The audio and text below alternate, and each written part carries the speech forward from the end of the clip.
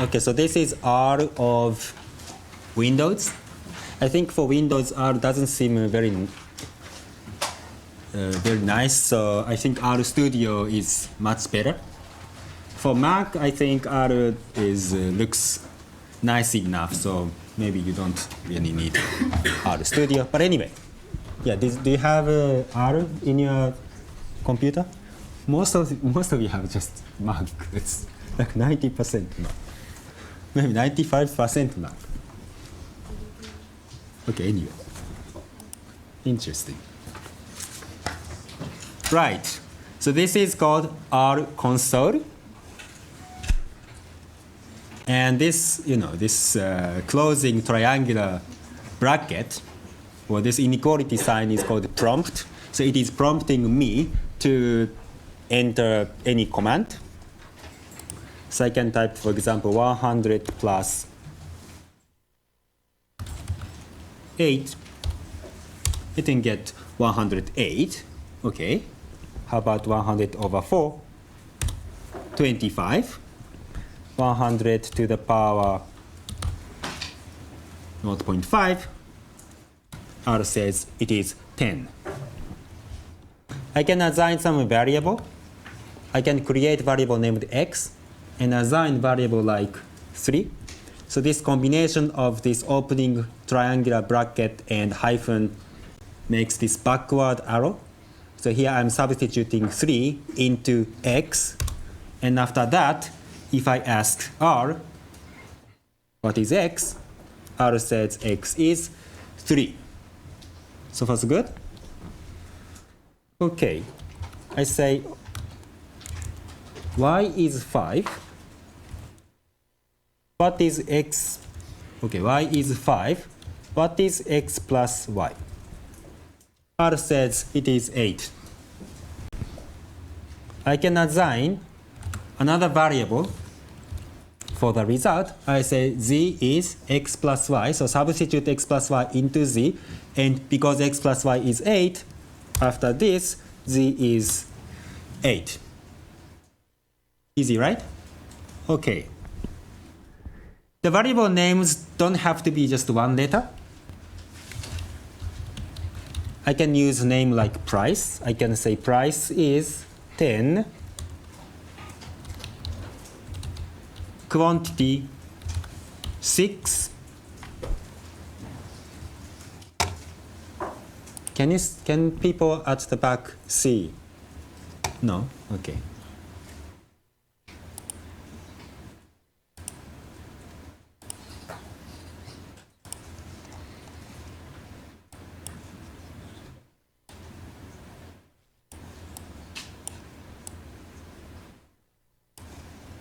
Is it better now?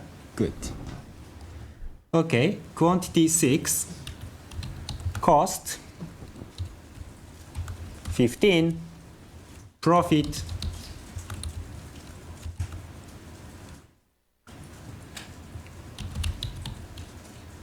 'I posted the some document on Ellie. So all the exercise I do today is on that document. So don't worry about it, even if you cannot for everything. So if I say profit is price times quantity minus cost. And after that, price is 10. Profit is 45. By the way, this 1 in the square brackets means the first component of the outcome. But here I have only one outcome, so ignore this 1 inside the square brackets. So far so good? Okay, now let me demonstrate you how to create vectors. To create vectors, you use this create function, C, and just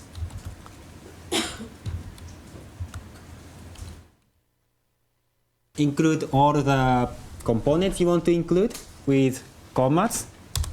And this will make a vector of 1, 2, 3, 5.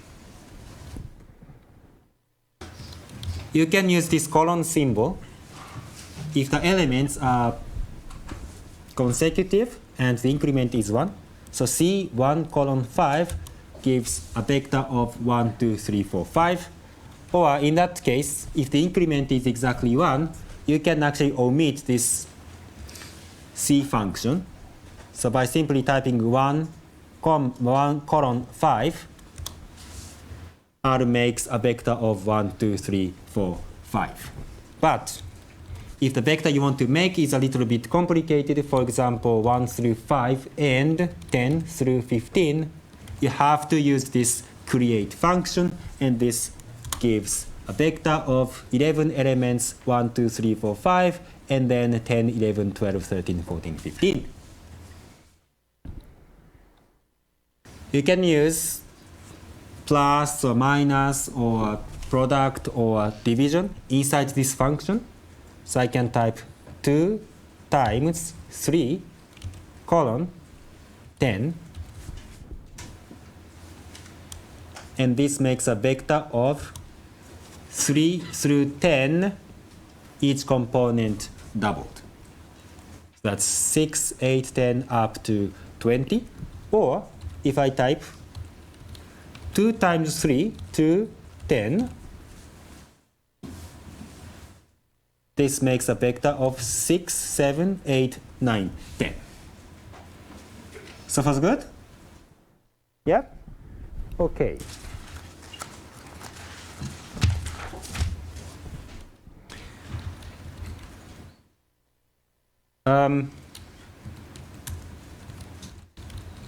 You can divide a vector by some number. So C1 colon 10 is a vector of 1, 2, 3 up to 10. And if I divide it by 10, each component is divided by 10. So it's a vector of 0.1, 0.2 up to 1.0. Now let me show you another way to make vectors. So instead of the create function, we can use this repeat function, which allows 2 arguments. So if I type repeat 1, 10, this creates a vector of 10, 1. So it repeats 1 10 times. So it's another way to create a vector. Another way to create vector is to use a sequence function, which allows 3 arguments. So if I type sequence 2, 25, this creates a vector that starts with 2. The increment is 5. And it ends at or before 20. So the result outcome is 2, 7, 12, and 17. I can specify what I mean by these arguments. For example, I can say sequence of length 10, increment is 5, no, 2, and the starting point is 5. The outcome is 5, 7, 9 up to 23. So it has 10 components. The length is 10. The increment is 2. It starts from 5. Another way to make a vector is to use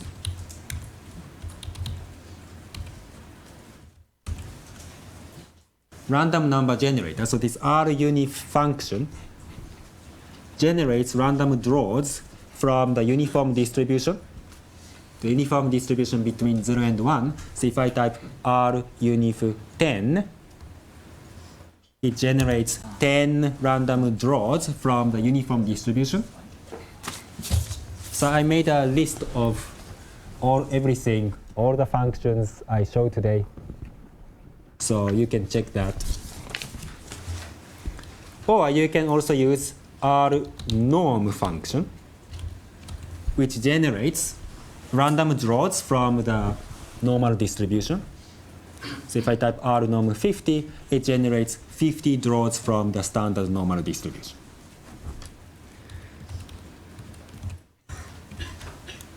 C1 through 5 is the vector of 1, 2, 3, 4, 5. Sequence of 5, 1, negative 1 is vector 5, 4, 3, 2, 1, increment being negative 1. What happens if I multiply these two vectors? So C1 5 times sequence 5 1 negative 1.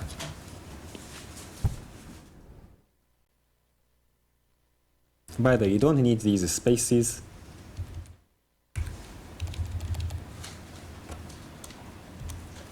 The outcome is 589585.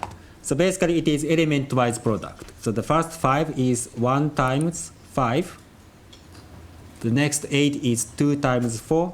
The next 9 is 3 times 3, and so on. Okay, so if you multiply two vectors in R, it's just the element-wise product. You can assign a variable.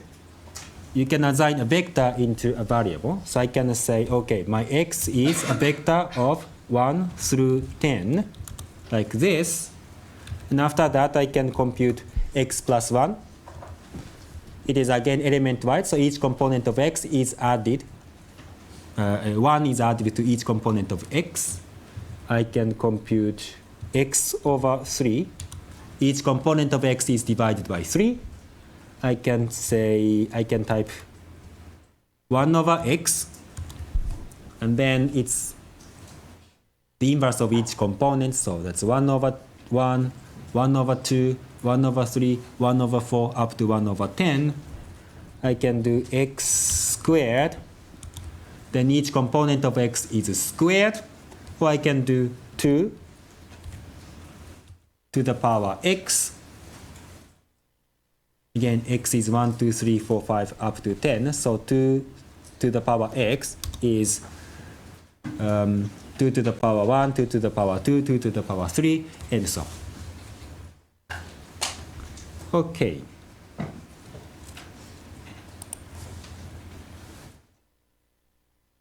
Let me do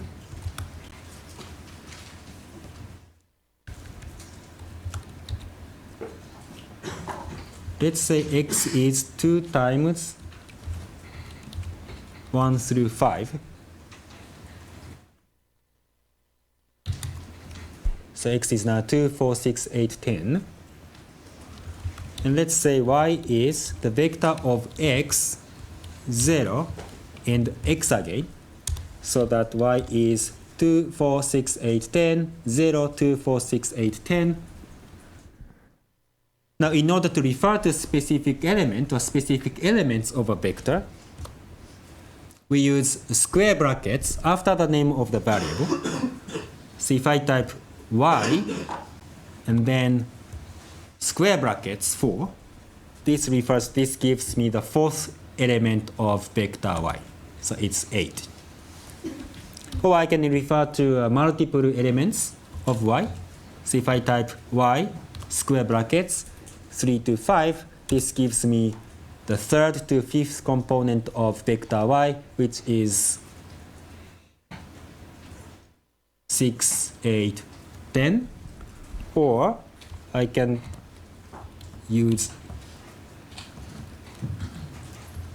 give more complicated vector like this, 3 to 5 and 9 to 11, and this gives me the third to fifth and ninth to 11th components of vector y. This is how to refer to components of a vector. Is it okay? Not so difficult, right? No differentiation or integral or nothing like that. Okay. To know the length of vector, you can use this length function. R says, okay, vector y has 11 components. There are several functions that you can use for vectors.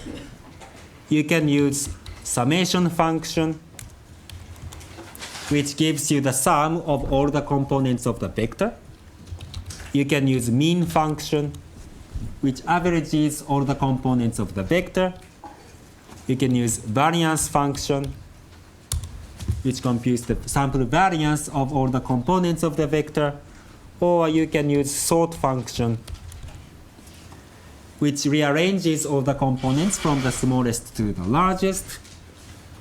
Mean function finds the smallest element of the vector and max function finds the largest element of the vector. Any questions so far? Okay, let's move on to matrix. This is how you make matrix. You use matrix function, which allows for 3 arguments. So if I type matrix of 0, 3, 2, this makes a matrix of zeros. The dimension, the size is 3 by 2. Okay? Similarly, if I type A is matrix of 1s, the dimension is 4 by 4. A looks like this. This is how you make matrix. You can give a vector as the first argument. So if I type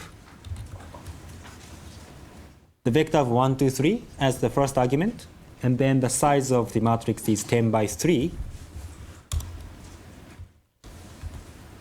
then it repeats 1, 2, 3, 1, 2, 3, 1, 2, 3 as many times as it can, from the top to the bottom and from the left to the right. So 1, 2, 3, 1, 2, 3, 1, 2, 3, 1, 2, 3, 1, 2, 3, 1, 2, 3, and so on. Yeah, which means if we apply this, so if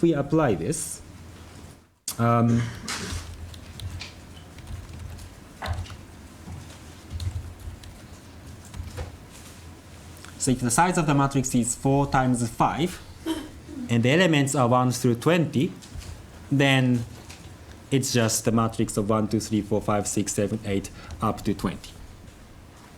Or you can make a matrix for which all the columns are identical if you use this matrix.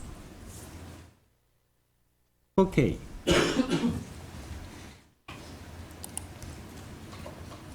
Let's do one application. So let's say M is 3 and N is 5. Suppose I want to make a matrix whose elements are random draws. So I use matrix function, and as the first argument, I can use R norm function.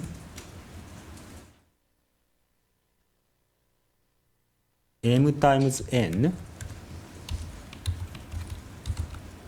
M and N. Now what does this code do? M is 3, N is 5.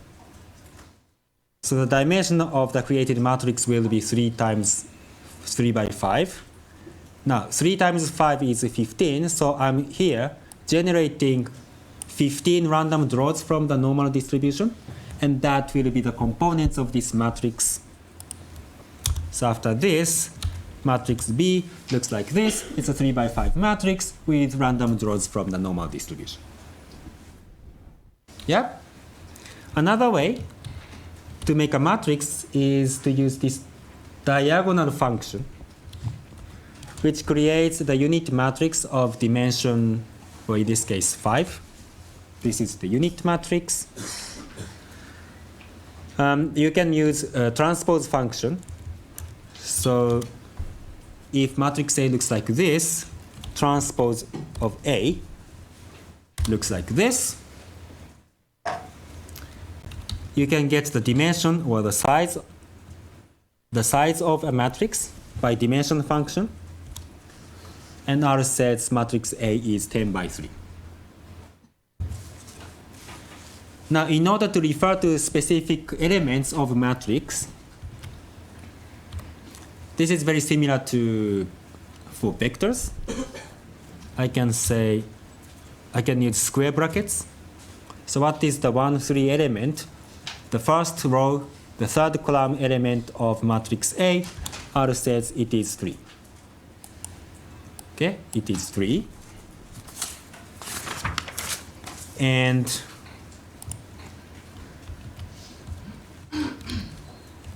I can refer to multiple rows and multiple columns. So if I type A of 1 through 3 and 1 through 4,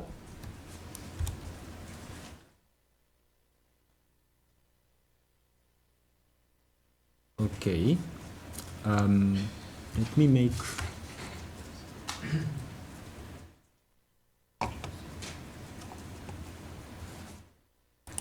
let's say A is matrix of, if you type upward arrow, then you can go back to a previous commands you entered, so you don't have to type the whole thing again.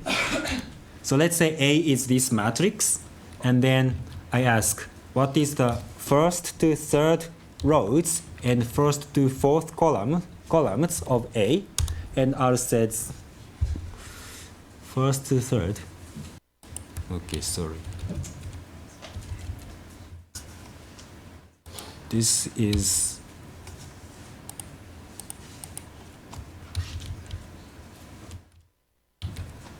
let's say A is this matrix.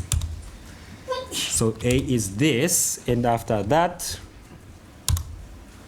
yeah, the first to third rows and first to fourth columns of A is this part. Okay? Good? Good. There are several, before that, let me do this too. You can leave the second argument blank, so you don't specify columns. In this case, R gives you the first and second rows and all columns because I didn't specify it. Or I can leave the first argument blank, and in this case, R gives me the second column of matrix A, all rows, which is 5, 6, 7, 8. So it's just a vector. Okay, this is how you refer to specific rows or columns or elements of a matrix. Now there are several functions you can use for matrix. For example, column sums function sums up each column. So the first 10 is 1 plus 2 plus 3 plus 4. The next 26 is 5 plus 6 plus 7 plus 8. So each column is summed up, as opposed to, just sum of A would sum up all the components of A. There is also column means function, which gives the mean of each column, whether it's row sum function, which gives the sum of each row. Easy, right? Okay. Let me show you how to do matrix multiplication. So let's say A is still this. 2 times A is simply this. Each component is doubled. A minus 1 is this. Each component is subtracted by 1. What if I subtract a vector of 1 and 2 from matrix A? So C1 colon 2 is just a vector of 2 numbers, 1 and 2. If I subtract that from A, 1 and 2 is subtracted from A repeatedly. So it's 1 minus 1, 2 minus 2, 3 minus 1, 4 minus 2, 5 minus 1, 6 minus 2, 7 minus 1, 8 minus 2, and so on. So we get this. And okay, let me make one more matrix, C. So C is matrix of 1 through 25, and dimension is 5 by 5. So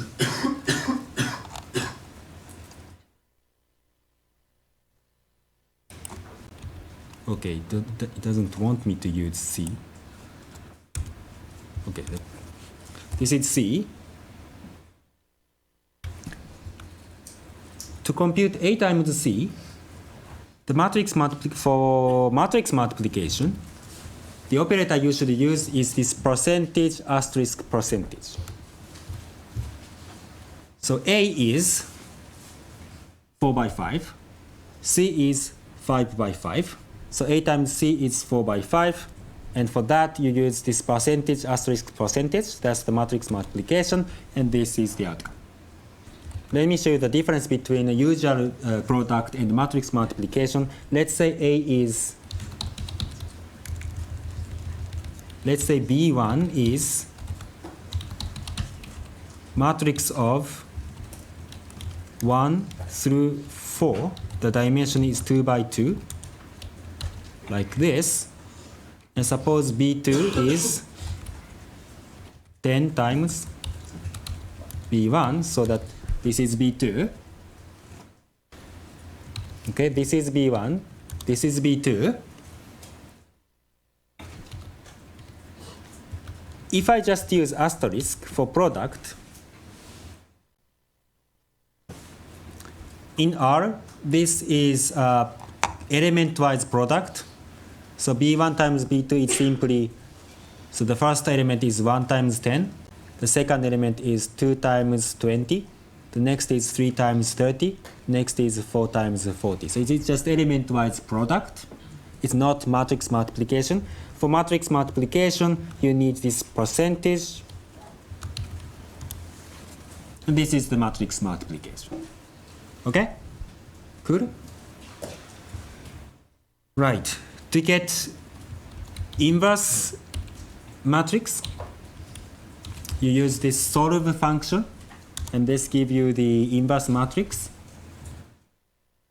And I guess that's all for the matrix algebra. Let's move on to vectors and matrix. Let's say x0 is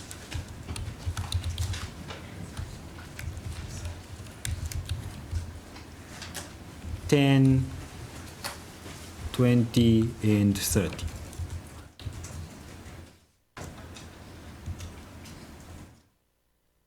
In R, vector is just a sequence of numbers, and it is neither column nor row. So it's different from math. In math, I think a matrix that has only one row or one row or one column is vector, and vector is either a column vector or row vector. But in R, vector is just sequence of numbers. It is neither row nor column. If I use transpose to a vector,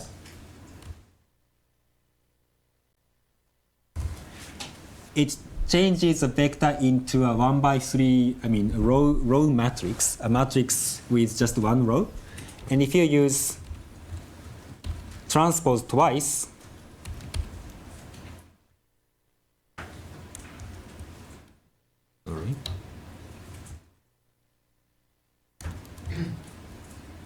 if you use transpose twice, so the first transpose makes the vector the row matrix, and the second transpose makes it column. So it should look like this. So see the difference? This is the vector. This is 1 by 3 matrix, and this is 3 by 1 matrix. Okay, this is just a technical thing that you should know. And okay, let me show you how to write a longer code. So far, each code was just one command. But sometimes you want to write a very long code, like 10 lines or 20 lines. In that case, doing it in R console is not very convenient. So you should do this. You should make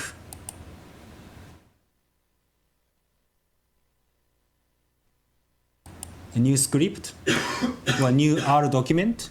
If you're using Mac, under the File tab, there must be something like New R document. So open that. And this is R file, so I can code anything. I can say x is 3, y is 5, z is x plus y, w is x minus y, and p is vector of x, y, z, w again. And I can save this file.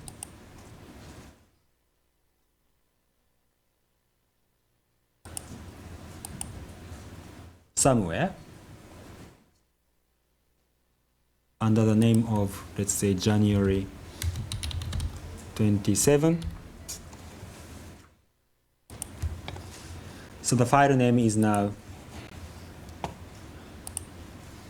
January 27.r, so the extension is .r.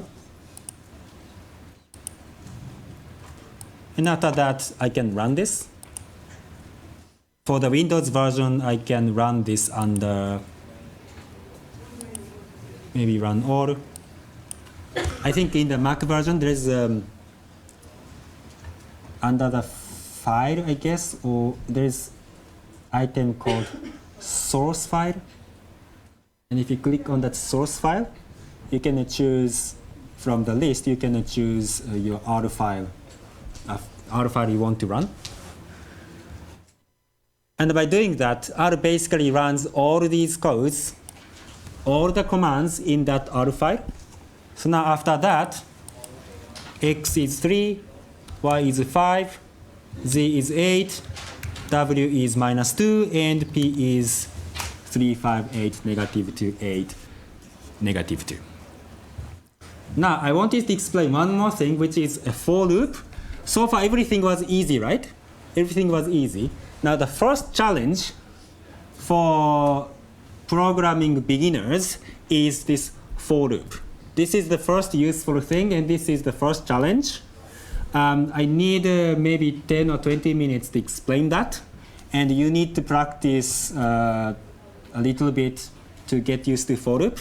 So I'll make maybe 10-minute video and post it on Ellie, and by watching it, you can understand what for loop is, and you need to do a little bit of practice to get used to this for loop. So far, nothing was challenging. For loop is a little bit of challenge, but you can do it. So anyway, thank you for coming, and I'll see you next week. Start to work on this Excel exercise, and don't wait for deadline. Just when you are done, send it to me. If I say you are fine, okay?